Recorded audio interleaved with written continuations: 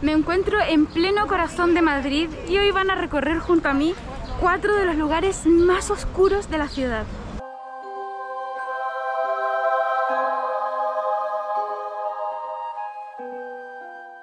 No me puedo quitar la mascarilla porque es pleno centro y está prohibido. Y además se va a escuchar un poco mal por lo que voy a usar la voz en off porque está lleno de obras. O sea, allá donde vayamos está lleno de obras. La iglesia de San Ginés se trata de uno de los templos más antiguos de Madrid, pues data de antes del año 1350. Se encuentra en el número 13 de la calle Arenal y guarda uno de los hechos más escalofriantes de todo Madrid. El primer sitio al que hemos venido es la iglesia de San Ginés y debido a la antigüedad que tiene es que decidí traerlos aquí como primer lugar porque tiene una historia bastante oscura, así que vamos a entrar dentro para conocer lo que aquí pasó. Cuenta la historia que, en el año 1353, unos ladrones entraron en el templo con la intención de llevarse todo aquello que pudiesen. En aquella época entrar a robar una iglesia era muy común, ya que era sinónimo de llevarse un botín muy interesante. Pues bien, estos ladrones entraron y mientras saqueaban el lugar de pronto se percataron de la presencia de un anciano que se encontraba rezando aprovechando la tranquilidad del lugar. Unos dicen que era el sacerdote, otros dicen que un simple anciano que pasaba por allí. Lo cierto es que estos delincuentes, al sentirse incordiados por la presencia de este anciano, decidieron deshacerse de él de la manera más sanguinaria que pudieron. Uno de ellos portaba un gran cuchillo, por lo que no dudó en darle uso, y mientras su compañero de atraco sujetaba con fuerza al anciano que se resistía, le cortó el cuello con tal magnitud que la cabeza del anciano quedó casi separada del cuerpo. Rápidamente comenzó a correr por los pasillos de este lugar un gran charco de sangre. Cuenta la historia que los ladrones lograron huir sin ningún cargo, hasta que un día, en este mismo lugar, se presentó un espíritu que parecía ser un cuerpo sin cabeza, y le indicó al párroco la identidad de los culpables. De este modo dieron con ellos y fueron condenados a muerte. Desde entonces son muchos quienes aseguran que se encuentran rezando en este lugar cuando sienten una presencia que los acompaña, y que cuando miran por el rabillo del ojo logran ver al anciano sin cabeza. Otros dicen que pueden ver su silueta paseándose por entre los asientos en los que se encontraba rezando antes de ser asesinado. Y también hay quienes aseguran verle paseándose por el lugar durante las noches cuando la iglesia ya está cerrada. Ahora mismo estoy en el patio delantero de lo que es la iglesia y les quiero mostrar toda esta zona porque antiguamente en la época de los inicios de esta iglesia todo esto correspondía a un pequeño cementerio que ahora por supuesto no está, no se ve nada, es simplemente cemento y es curioso porque estoy convencida de que muy poca gente lo sabe. Tú entras por la iglesia sin más, pero no sabes que esto era un cementerio antiguamente. Y como tampoco hay ninguna señalización ni nada que te lo indique, pues no tienes cómo saberlo.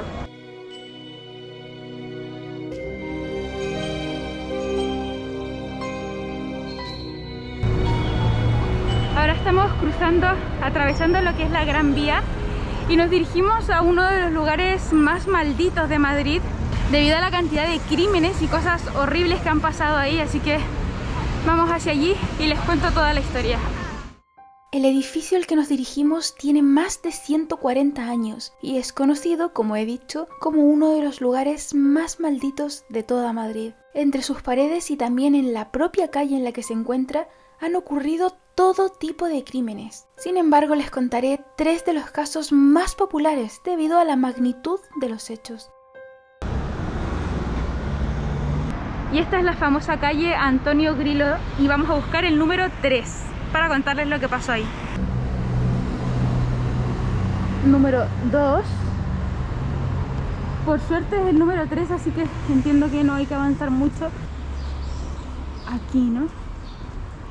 El 9 de noviembre de 1945 apareció en el tercero D el cadáver de un camisero en evidente estado de descomposición. El cuerpo apareció tendido sobre su cama y se trataba de Felipe de la Braña Marcos, quien presentaba visibles marcas de violencia, además de un mechón de pelo de su agresor en la mano derecha, lo que daba a entender que había muerto en una lucha entre él y su agresor. Más adelante se supo que había muerto aporreado con un martillo y que el móvil del hecho había sido un robo.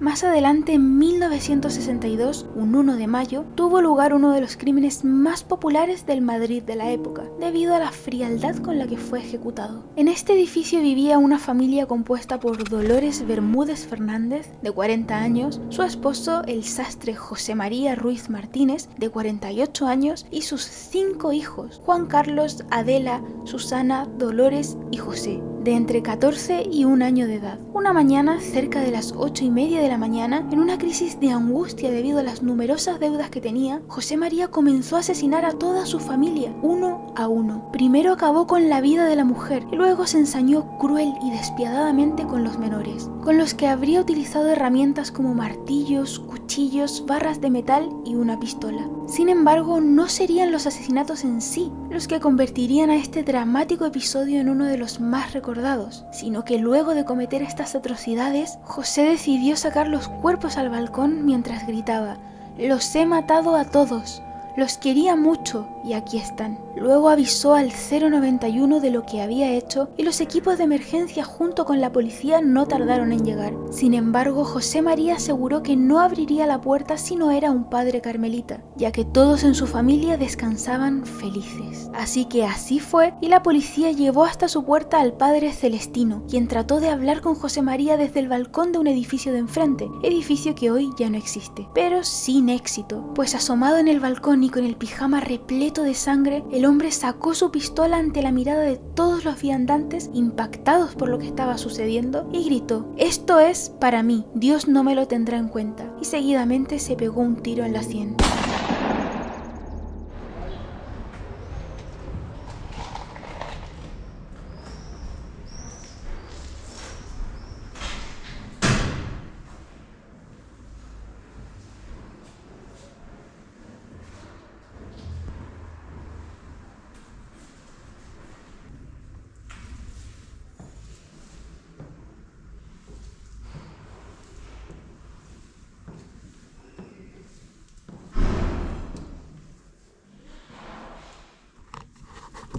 Bueno, estoy recorriendo, no quiero hablar mucho porque la última vez que vine los vecinos me echaron.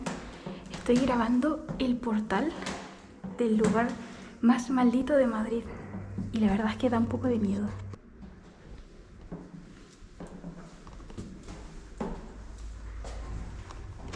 Vemos que la estructura de este portal es bastante antigua, esta distribución ya no se ve en los edificios nuevos.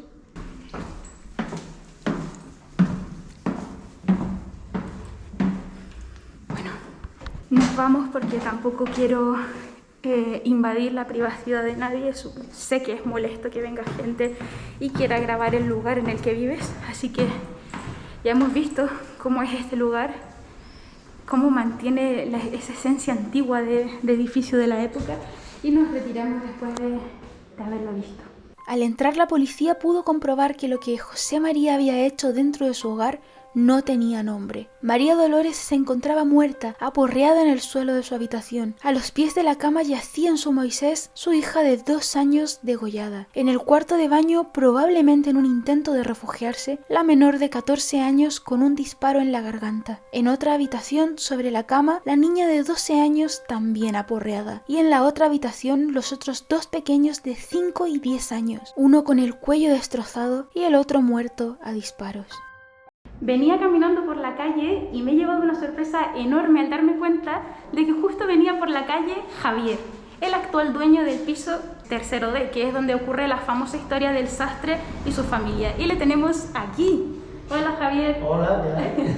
Cuéntanos, ¿qué es, cómo es vivir en una casa marcada por el crimen? Pues creo que como otras, porque depende lo sugestible que seas, o sea, lo sugestionable que seas o no.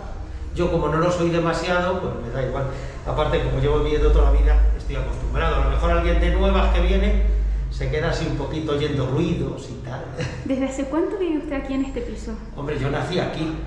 Lo que pasa que bueno, estuve un tiempo fuera, pero ahora vuelvo y llevo aquí otra serie de años. Toda la vida llevo viviendo aquí. Sí. ¿Y alguna vez ha experimentado algún tipo de fenómeno paranormal? ¿Ruidos, sombras, algo? Ruidos siempre hay, es una casa antigua. Ruidos hay. Sombras y eso, paranormal nada. Sí que puedo haberme sugestionado alguna vez, creyendo, pero cuando era crío, a lo mejor con 14 años o con 12 o yo qué sé. Puede que me haya sugestionado, pero ahora ya no. ¿Usted le contaba a sus compañeros la casa en la que vivía? Sí. Todo el mundo lo sabe. Todo el mundo que conozco, al menos. ¿Tiene localizada en su casa más o menos dónde son las estancias donde ocurrió exactamente el crimen? Claro que sí. ¿Y no le da miedo estar allí? No, bueno, ahora ya está todo muy cambiado, pero vamos, que en cualquier caso no... Bueno, ya nos va quedando claro que Javier es muy valiente porque yo no podría estar en un lugar así. Pues vivo solo, además, o sea que... ¿Que vive solo? Sí.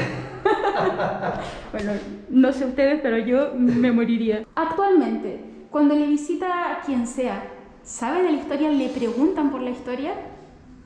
Preguntar no mucho, porque bueno, pues tampoco son gente que ya lo conoce, ¿no? Ya sabe lo que hay. Pero sí, todo el mundo lo sabe, el que viene sabe lo que es, porque además, digamos que tampoco lo he ocultado en ningún momento, ¿no? ¿Para usted no supone un problema en absoluto este tema del crimen? Para mí no, desde luego. ¿Son muchas las personas curiosas que vienen a preguntarle como yo por esta situación? Sí, bueno, ya saben, televisiones, periódicos, incluso Iker Jiménez también hizo aquí una pequeña grabación, y sobre todo vienen muchos grupos de gente que les van enseñando curiosidades, y entre ellas está esta, y aparecen ahí por ahí. Claro, es que la calle Antonio Grilo número 3 es la calle del horror madrileño. 3, bueno, luego también hubo algo ahí de unos niños. En el 9. En el 9. Un cementerio de fetos, ahora les hablaré de eso. Pues nada, un placer.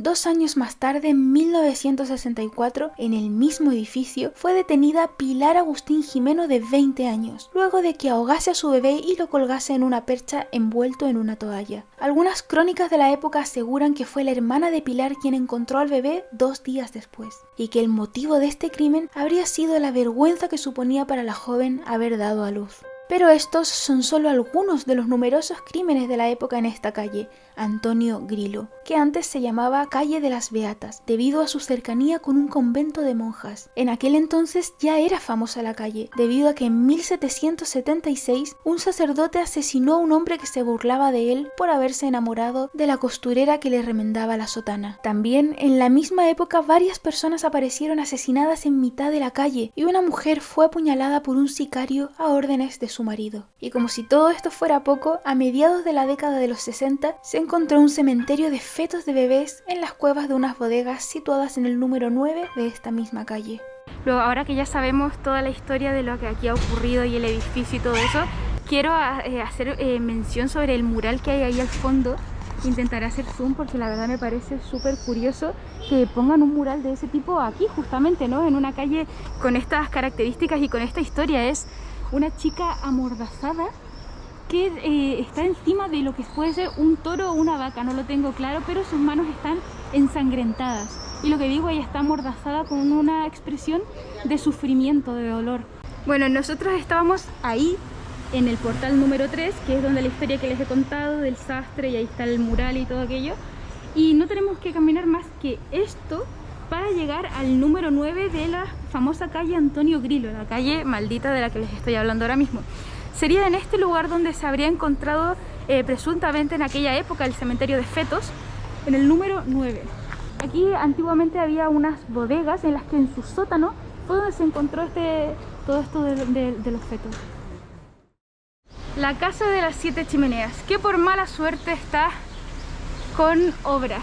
Una de las cosas más características de Madrid, aparte de lo bonito, de la cantidad de historias, de la cantidad de cositas que te puedes encontrar, es que siempre la mitad está en obras. Pero la verdad se agradece porque es una de las características que tienen para poder mantener todo tan bonito. A poca distancia de la Gran Vía nos encontramos con la Plaza del Rey, donde vemos un edificio bastante peculiar. A primera vista no parece ser demasiado llamativo, parece un antiguo palacio sin más, pero si nos fijamos bien vemos que destaca por sus 7 chimeneas en el tejado. Actualmente este edificio es la sede del Ministerio de Cultura y, como los demás sitios que hemos visitado en este vídeo, tiene un pasado oscuro y tenebroso que ustedes tienen que conocer.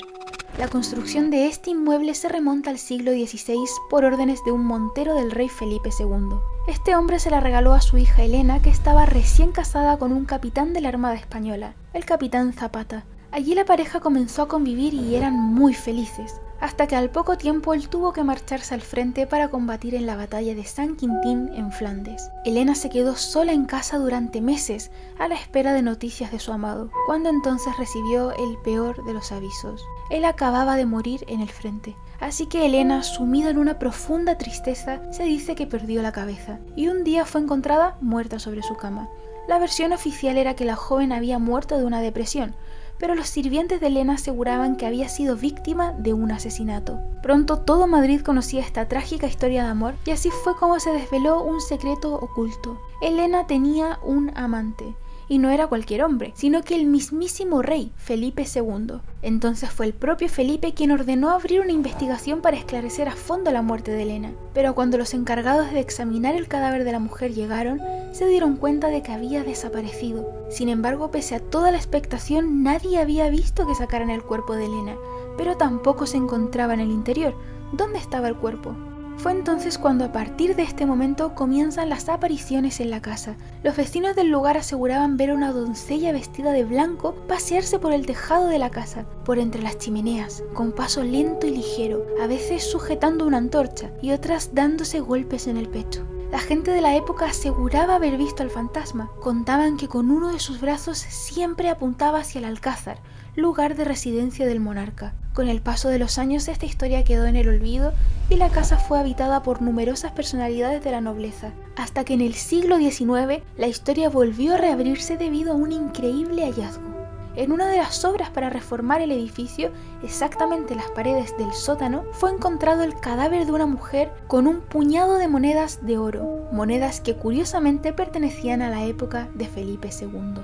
Pero no es el único cadáver encontrado en este edificio. También en 1960, en Nuevas Reformas, fue encontrado el cuerpo de un hombre tras las paredes de una habitación.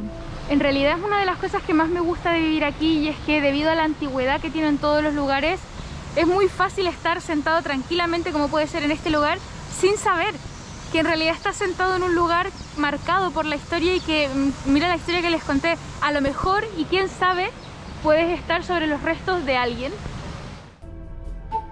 Enfrente del Palacio de Cibeles nos encontramos con la actual Casa de América, pero no siempre fue así. Se trata de la antigua vivienda de los marqueses de Linares. Y finalmente vamos llegando a lo que se conoce como la Casa de América, que por supuesto no lo fue siempre. Antiguamente era el Palacio de los Marqueses de Linares. Y los orígenes de este edificio nos cuentan una historia de incesto que merece ser contada. Y bienvenidos a mi house tour, ¿se imaginan? José Murga y Reolid era hijo de una familia muy adinerada. Era un joven bastante apuesto, por lo que muy pronto comenzó a interesarse en las chicas de la ciudad. Las crónicas de la época cuentan que era cotizado por las más bellas y adineradas solteras de Madrid. Sin embargo, él se enamoró de Raimunda, una humilde chica hija de una cigarrera del barrio de Lavapiés. Al comunicarle esto a su padre, se opuso rotundamente, tanto así que le envió a estudiar a Londres para mantenerle lejos de Raimunda. El tiempo pasó y José se educó en los mejores colegios de Europa, pero su dicha no era absoluta, pues seguía enamorado de Raimunda. Además, al poco tiempo experimentó la pérdida de sus padres y su hermano, por lo que toda la fortuna de su familia cayó en sus manos, convirtiéndole en uno de los solteros más codiciados de la alta sociedad madrileña.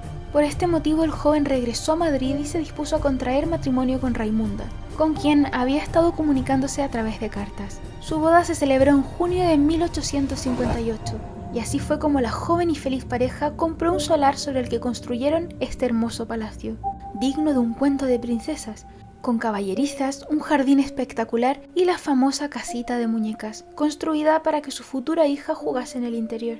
Aún no estaba acabado el palacio cuando Raimunda y José vinieron a vivir aquí. Para entonces ambos ya se habían convertido en los marqueses de Linares y vizcondes de Llanteno por decisión de Amadeo I de Saboya. Todo parecía apuntar a que se trataba de una de las historias de amor más bonitas de la época, pero lo que no sabían es que estaban a punto de descubrir algo que cambiaría para siempre el destino de sus vidas. Ordenando unos documentos, José encontró una carta que le había dejado su padre, en la que le informaba la verdadera razón por la que la relación entre él y Raimunda no podía ser. Su padre estaba convencido de que enviándole a Londres, José la olvidaría y cuando volviese convertido en un hombre, leería la carta y entendería las razones, pero jamás imaginó que la leería habiendo formado ya un hogar con ella. La carta indicaba que durante su juventud había tenido un romance con una cigarrera de lavapiés, de la cual había nacido una niña no deseada de nombre Raimunda.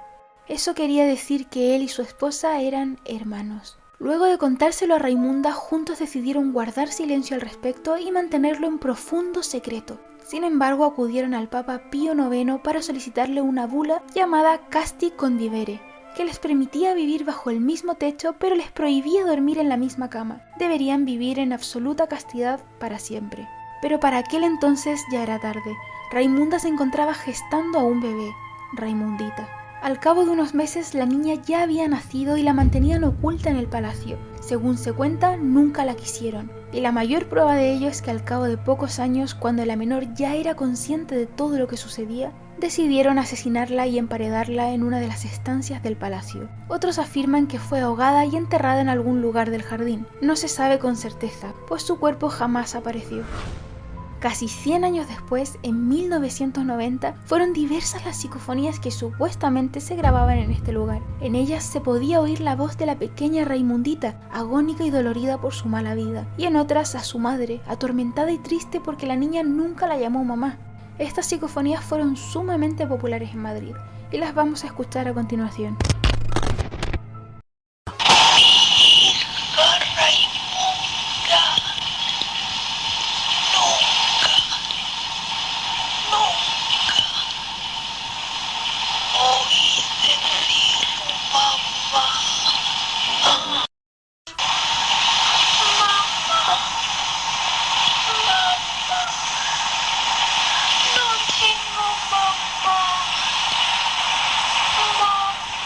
Y esto ha sido el vídeo de hoy, espero que hayan disfrutado recorriendo estos lugares junto a mí, tanto como yo grabándolos. No se olviden de dejarme un dedito arriba, suscribirse y decirme en los comentarios cuál ha sido su lugar favorito. Nos vemos el próximo jueves.